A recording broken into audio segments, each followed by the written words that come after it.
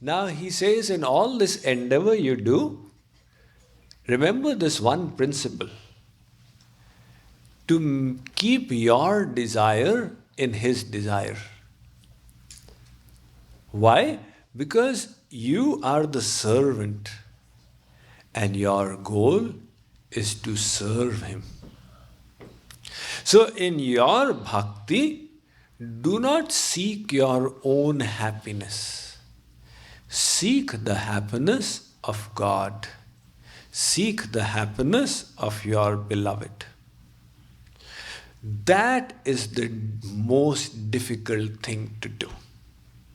Otherwise, bhakti is so simple. People say, what is there in bhakti? It is so easy. But the fact it is more difficult than Gyan and Ashtang Yoga and everything on this one point. Because our natural propensity is to be self-seeking. How will I get happiness? How will I gain? How will I benefit? What is in it for me? That is it. What is in it for me? Everybody is like that. Without exception. That is our nature. We can't avoid it. There was, when the French Revolution was taking place, it was a very cruel, drastic revolution.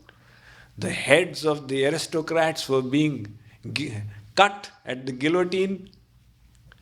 So one person he used to make topis, caps.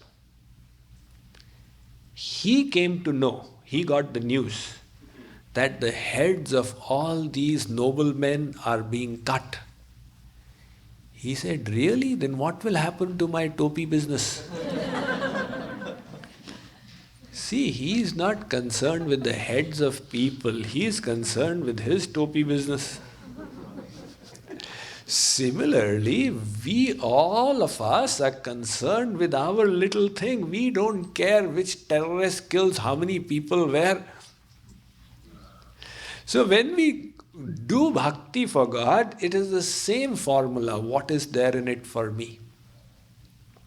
But in this path of divine love, that attitude is not yielding. God waits before he gives.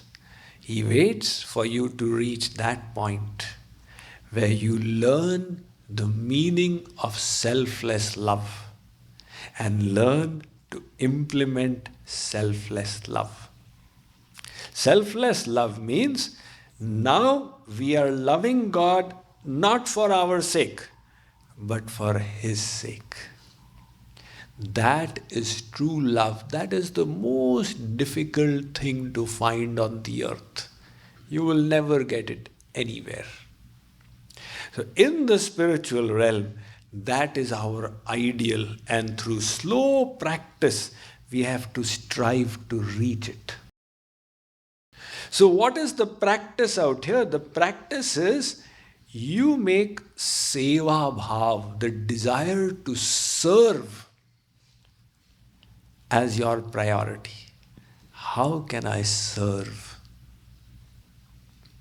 So slowly, that chintan which starts tiny, how can I serve, will start increasing more and more and more and more.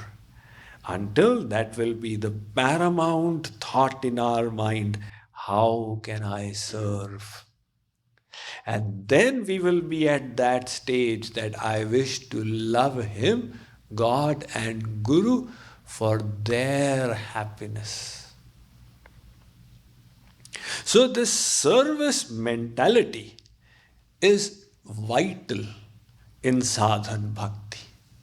In siddha bhakti, it is all about service. In sadhan bhakti also, it is about service. So how do we serve then? We serve. There are 4 kinds of service. There's Atma Samarpan, to offer your Atma. There's Seva with the mind, Manasi Seva. There's Seva with the body. And there is Seva with the wealth, with the worldly things. So the dhan ki seva with the wealth is the lowest. Then after that is the tan ki seva, to serve with the body. Then higher than that is manasi seva, to serve with the mind. And higher than that is the atma samarpan. However, one has to learn from below. You have to start from below to reach the top. When we start serving with what we earn, because people say, I don't have time for physical seva. All right. So where do you use your time? I use my time to do my job. All right. Then whatever you're earning from your job, you start doing seva with that. So when you start doing seva with that, naturally you will desire, let me do some physical seva as well. And when you start doing physical seva, now you are in the realm of God. Your mind will naturally think, how can I make him happy? How can I make him happy? And when the mind is attached in that manner, the Atma Samarpan is automatic. But if we cannot make the first step, then we cannot reach that last step also. There was a question about that, very interestingly, nicely put, about how we sacrifice for the sake of God. There was one Guruji, his disciple had a cloth shop. So the Guruji needed some cloth for his Bhagavad Gita.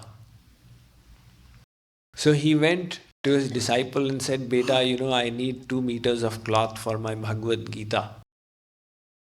The disciple said, Guruji, right now I'm very busy. You can see there's so many customers here. Please come after 2 weeks, I'll arrange for it. So the disciple said, Guruji, you come after 2 weeks. Guruji came again after 2 weeks. Disciple said, Guruji, right now I don't have time. Can you come next week? So Guruji said, all right. He came next week. He said, Guruji, right now you can see that there are all these responsibilities I have. You keep coming every week and I'll arrange for it. Now the disciple's wife would see that why is Guruji coming again and again and again? So she called him aside and said, Guruji, why do you come to our shop? Guruji said, Beti, I have this Bhagavad Gita and to cover it I needed 2 meters of cloth. So that is why I am coming.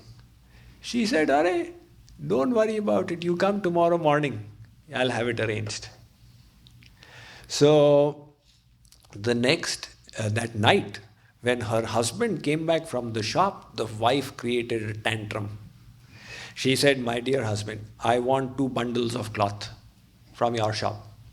He said, listen, I have closed it now. You will get it tomorrow. No, you have to bring it today. He said, I'm telling you the shop is closed.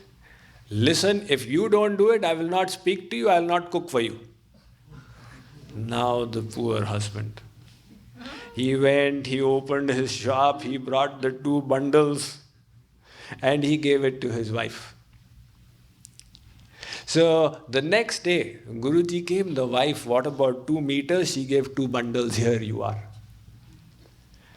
So what does the story illustrate? That our samarpan towards ourselves is so much.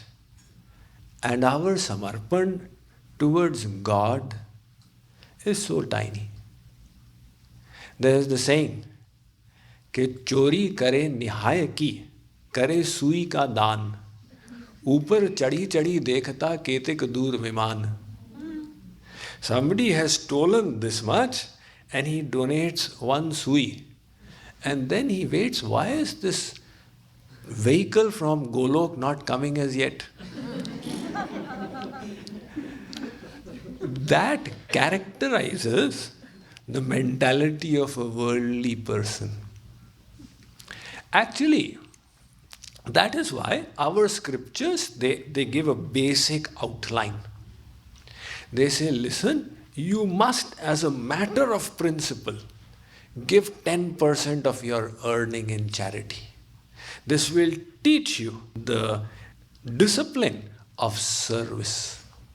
So when we start serving with our wealth, then we come to this point that no, I should also serve with my body. What can I do? Let me find out, let me engage, let me take out my time for it. How much time are we giving for service? The sacrifice of the time. And when we start giving that, this thought, tat sukh sukhitvam, how can I make him happy? How can I make Sri Krishna happy? This thought will reside in the mind. And in the state of perfection, which is called love, that thought resides in the mind constantly. Tat sukha sukhitvam. That is love. That divine love that they talk about, it is this. It is giving and giving and giving. So Kripaluji Maharaj puts it very succinctly. He says there are three things. There is love, there is lust, and there is business. Where the desire is to take, that is lust. Where the desire is to give and take, that is business. And where the desire is to give and give, that is love. So that is what we need to learn in the divine realm.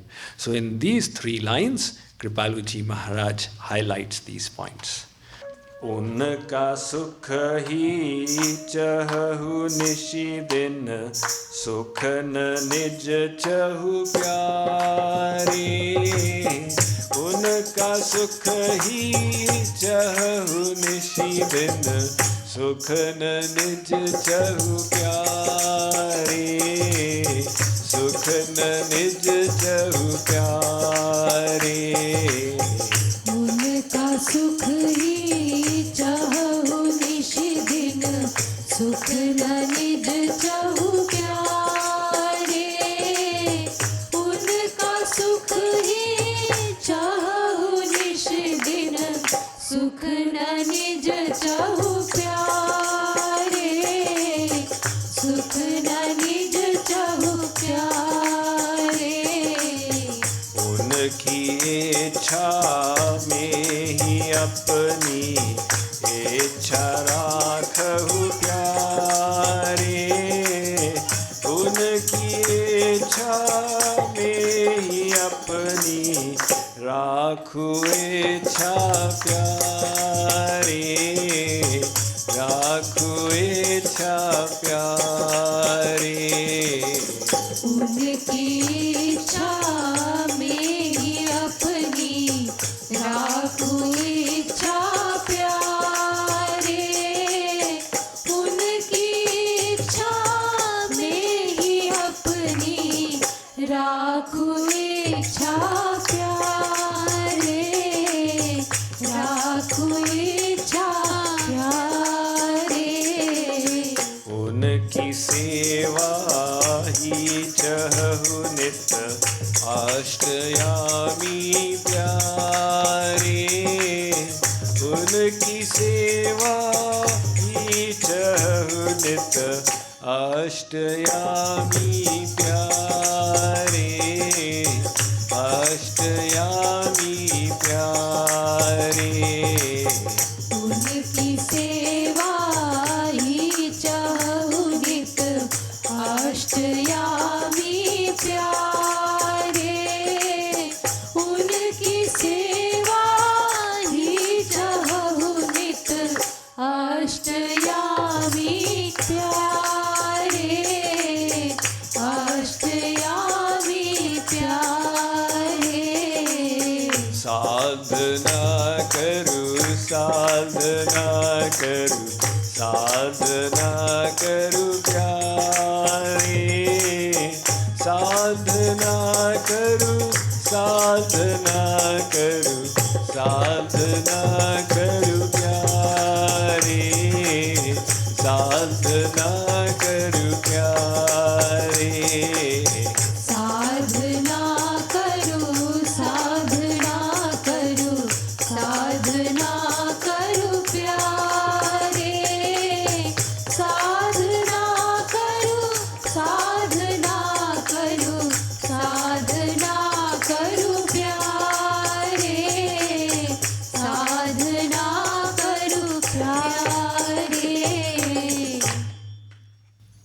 बोलिए श्री राधा कृष्ण भगवान की जय जगत गुरु श्री कृपालुजी महाराज की जय जय जय श्री राधे जय जय श्री राधे जय जय श्री राधे